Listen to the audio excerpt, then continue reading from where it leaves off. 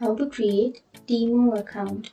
So if you want to create a Temu account, then first of all open up a browser, any browser that you're comfortable with, and then go for the search bar and search for Temu.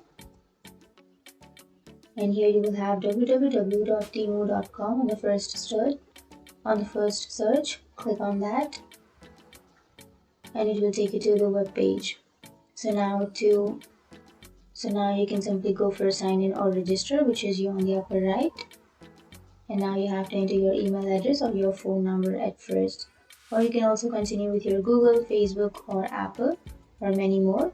But if you don't want to sign up with all of these accounts, you can simply enter your email address. And after entering your email address, here you have to create a password.